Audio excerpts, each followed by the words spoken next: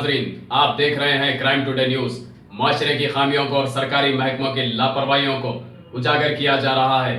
मैं MS Ali, crime today news, Hyderabad. M Shashidhar Reddy साबिका MLA Congress party के आज director general of police Anurag Sharma से मुलाकात करने आए। ये मुलाकात सनत नगर पुलिस के खिलाफ थी। एम शशिधर रेड्डी ने क्राइम टुडे से बात करते हुए कहा कि कुछ माह पहले पुलिस की जानिब से 2 नौजवानों पर जबरदस्ती केस डाला गया, जिसकी वजह से वो लोग की जिंदगी खराब हो गई। इन्होंने डिमांड किया कि इंक्वायरी करे, क्योंकि सब इंस्पेक्टर सनत नगर के और कुछ पुलिस वालों ने मिलकर अपनी जाती दुश्मनी निकालने की कोशिश कर रहे हैं, जो कि ये ठीक नहीं है। और जिस तरह से शहर हैदराबाद और सैबराबाद में पुलिस की जानिब से जो गुंडागर्दी चल रही है, उस पर भी उन्होंने सवाल उठाए और कई बार होम मिनिस्टर नरसिम्हा रेड्डी को इस बात की इत्तला दी, लेकिन अभी तो कोई कार्रवाई नहीं हुई। शशिधर रेड्डी ने डिमांड किया कि ऐसे रोडी पुलिस वालों पर कार्रवाई होनी चाहिए। बहरहाल देखना है कि डायरेक्टर जनरल ऑफ पुलिस इस पर क्या कार्रवाई करेंगे। मोहम्मद गौस के साथ Mahesh Akramat Ali, crime today news, Hyderabad.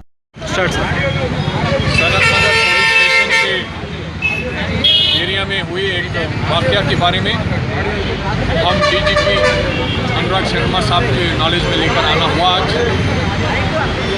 पूरे तेलंगाना में जिस तरह से पुलिस गलतियां कर रही है, गलत लोगों पर गलत केसेस जो बुक कर रही है, उसके मिसाल के तौर पे हमने सनत नगर पुलिस स्टेशन के वाकया को उनके सामने रखा। 2 नौजवान जो पढ़े लिखे हैं, उसमें खासकर एक अमेरिका में पढ़कर आया, बड़े शरीफ और नेक बच्चे हैं। मैं उनको बचपन से जानता हूँ और वो हमारे सीनियर कायद निरंजन साहब के बेटे। दशहरा के मौके पर उनके खिलाफ एक झूठा केस बुक किया गया है और उसको मैंने DGP साहब के सामने सारे तफसील उनके सामने रखे। हालांकि पुलिस SI वहाँ पर जो माता का जुलूस निकल रहा था, उसमें SI साहब वहाँ पर गए और बड़े गाली गलौज करते हुए ये राघवेंद्र साहब जो उनके बड़े लड़के हैं निरंजन साहब के, उनको घसीट के पुलिस स्टेशन में लेकर गए। हालांकि ना वो जुलूस में थे, वो अपने घर के सामने जुलूस गुजरने से बाहर आके उनसे बात की। बाद में पुलिस स्टेशन में उनका छोटा लड़का भी गया मालूमात करने के लिए क्या हुआ, तो उसमें ये मालूम हुआ और वहाँ पर लड़के ने कुछ जज्बात में कुछ बातें कही जो हम भी मतलब कोई भी उस वक्त ऐसे ही बात करेगा। जब गलत केस बुक कर रहे हैं तो उसको फिल्म बना के, वीडियो बना के सारे ऑफिसर्स को बनाकर एक सेक्शन 354 के खिलाफ 353 जो गवर्नमेंट सर्वेंट को काम करने से रोकने की बात है, उसको सामने रखकर उन्होंने FIR दर्ज किया। हालांकि बेलेबल केस था, रिमांड के लिए डिमांड किया। जब बेल मिला तो SI खुद जाकर उनके खिलाफ पब्लिक प्रोसिक्यूटर से बोला कि क्यों इसको बेल मिलने दिया। और जिस तरह से ये जुल्म करने की साजिश हुई है, मैं समझता हूँ ये बहुत गलत बात है।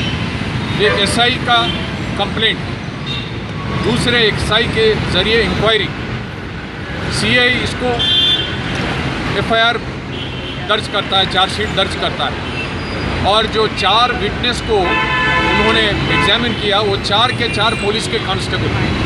जब लोगों के सामने ऐसा होता है, कोई वहाँ के अवाम से कोई पूछताछ नहीं हुई। हालांकि होम मिनिस्टर नरसिम्हा रेड्डी साहब को 120 लोगों ने लिख कर दिया कि लड़के बेकसूर हैं, इनके खिलाफ केस नहीं होना चाहिए, इसकी पूरी तरह से छानबीन होनी चाहिए। उसके बाद भी DGP ने ACP को लिखा था, DCP ने इसके ऊपर कोई कार्रवाई नहीं की, बराबर केस बना रहा है। बाद में हमने कमिश्नर से भी बात किया है, DCP से भी बात किया है। DCP साहब ये कहते हैं कि आप SI से बात के कॉम्प्रोमाइज़ कीजिए।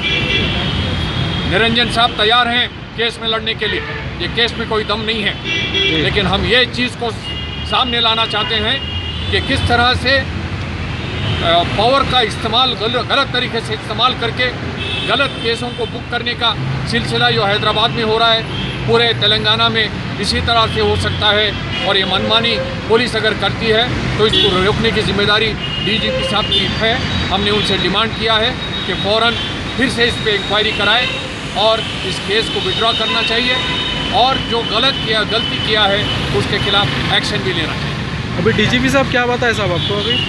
डीजीपी साहब ने बताया कि वो कमिश्नर साइबराबाद से बात करके इसकी पूरी तहकीकात इंक्वायरी कराने की बात करेंगे। सच की तलाश का नाम क्राइम टुडे न्यूज। मुझे दीजिए इजाजत, मैं MS अली।